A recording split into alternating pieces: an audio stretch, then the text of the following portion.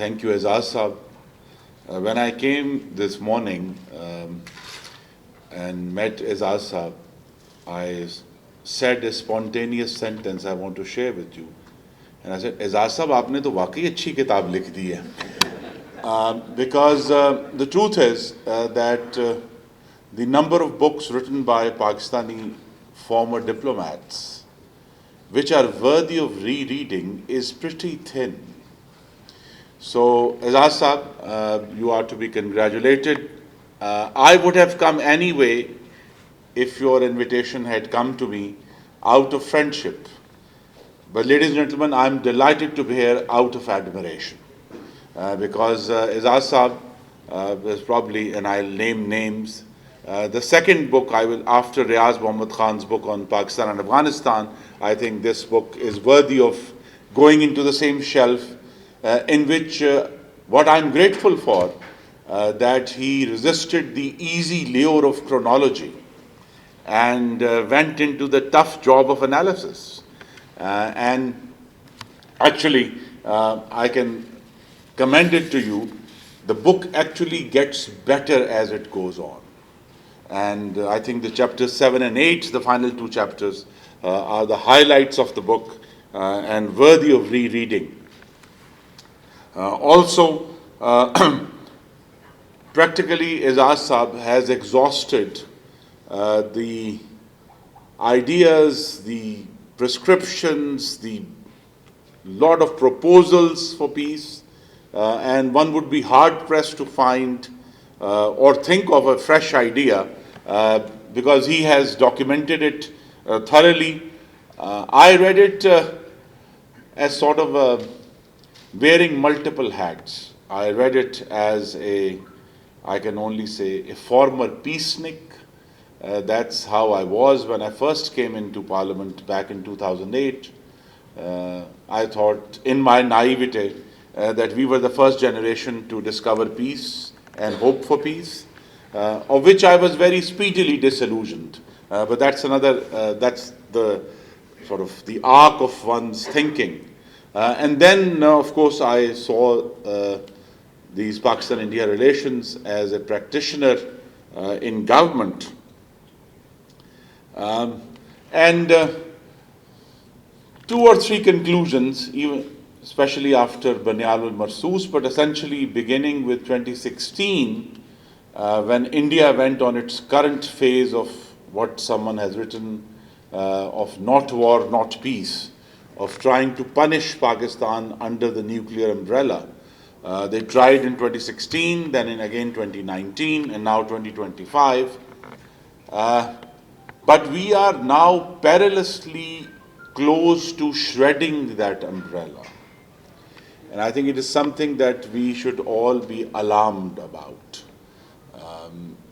It's something that is an indication for future researchers and writers in Aizaz Sahab's book,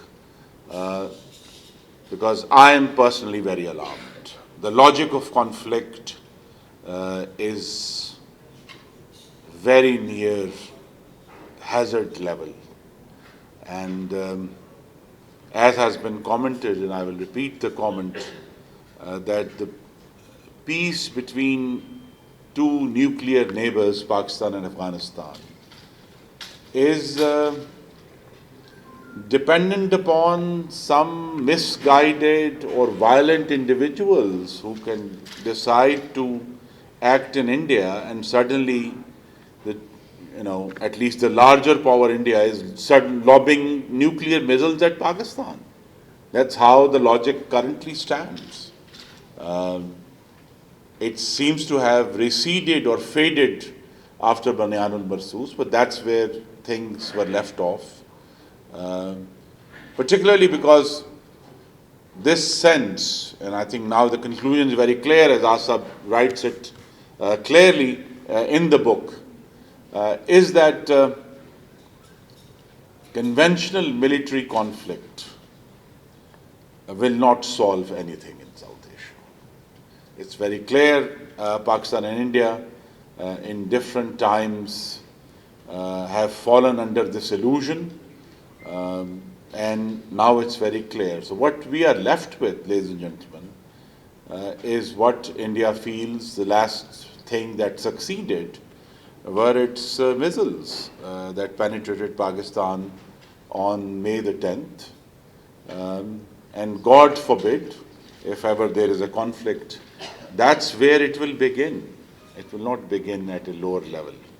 So we should be very alarmed, and Aizaz Saab speculates repeatedly about the Indian mindset,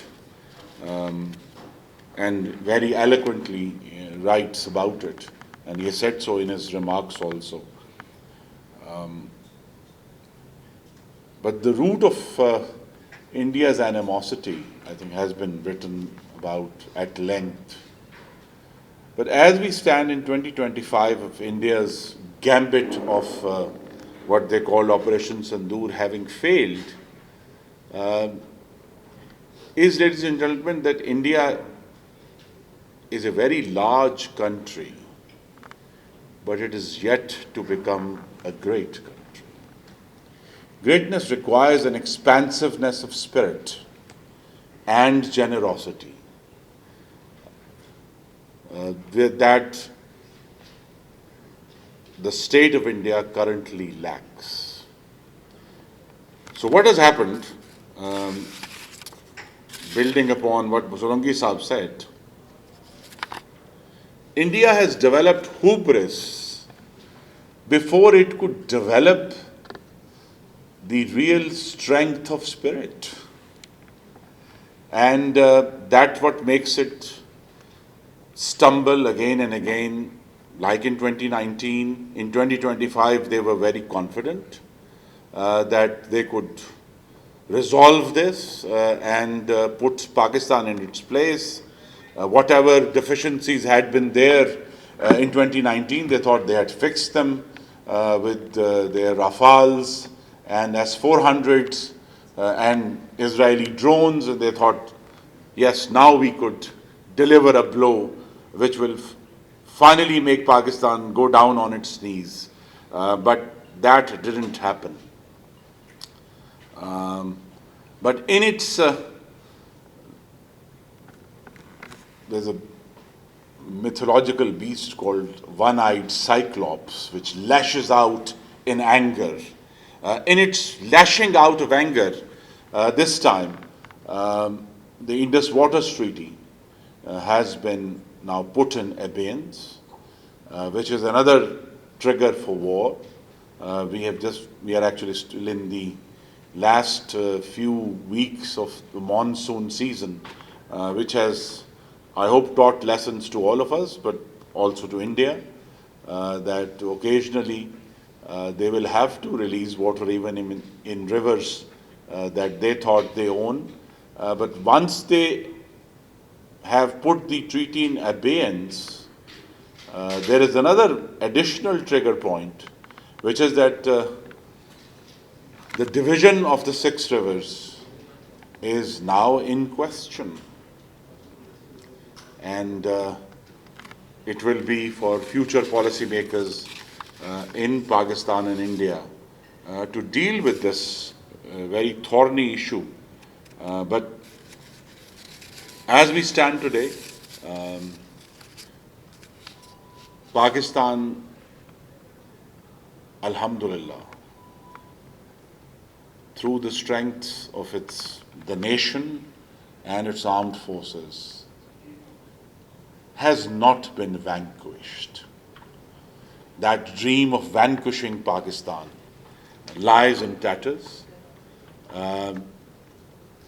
So, challenge before us, as I read the book and read the final concluding thoughts, is of course now a cliche, but a very difficult cliche to implement, which is how to strengthen our own country, our own economy, how we conduct our foreign affairs and domestic political affairs, and how we are able to marshal and use the elements of our national power into strengthening Pakistan.